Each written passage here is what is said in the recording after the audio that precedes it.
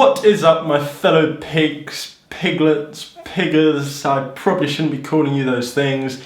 It is time for another chord of the month. In this episode, we're going to be learning how to play an altered dominant voicing, which is going to allow you to build up tension, and it sounds like this.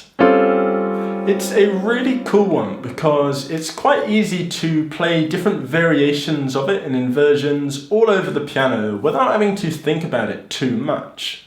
And if you enjoyed this video, I actually have an online membership site with hours of step-by-step courses and loads of other cool stuff.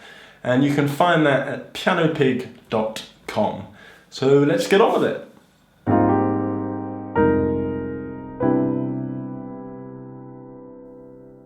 So we're going to start off by learning an A altered dominant, and it looks like this. So out of context, it can sound a bit weird, but like I played at the beginning,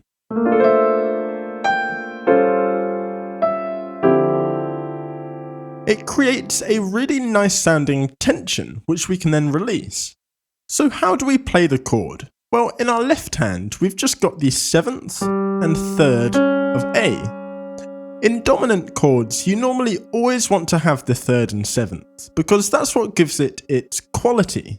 Just that on its own is an A dominant 7, but all the other crazy notes is where it gets fun. So we've got the 7th and 3rd in our left hand, and in our right hand, we've got the sharp 5, root note, and sharp 9.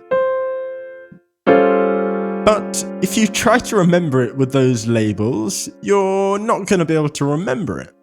So the best way to remember this is by thinking what you can see, which is actually just an F major triad.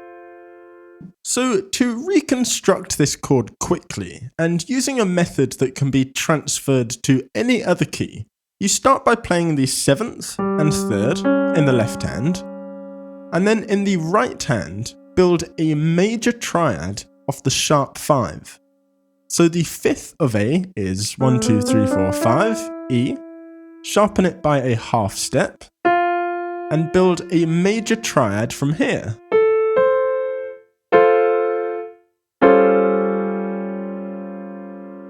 So let's try and construct an E altered dominant using the same method. Start with the 7th and 3rd in the left hand, and then figure out what the sharp 5 is. So the 5th of E is a B, and we sharpen it to give us a C, and then just play a major triad from here.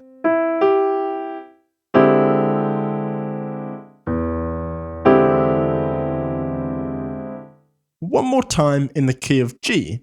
Play the 7th and 3rd in your left hand, and then build a major triad from the sharp 5 in the right hand. The reason I like this voicing is because it's so easy to play different variations of it. So if we go back to that A altered dominant, if you just follow the rule of keeping the 3rd and 7th in your left hand, anywhere on the piano, and that same major triad built from the sharp 5 in your right hand, anywhere on the piano in any different inversion, we can then mix these up, and suddenly we have loads of awesome voicings for altered dominant chords.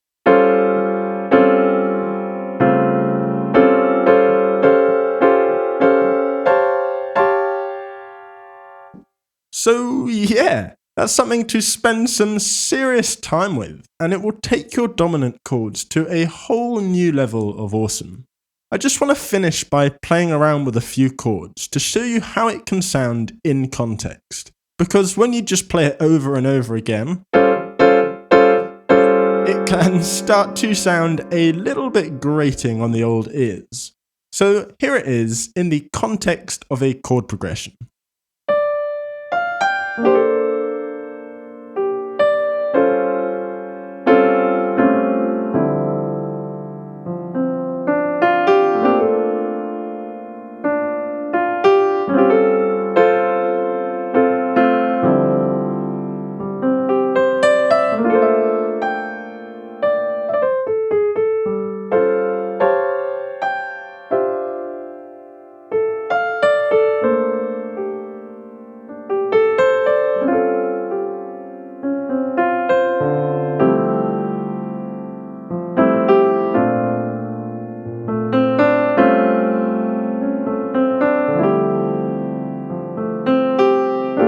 I hope you enjoyed this video and gained some value from it. If you did, make sure to smash that like button, leave a comment, subscribe to the channel, and I will see you next time.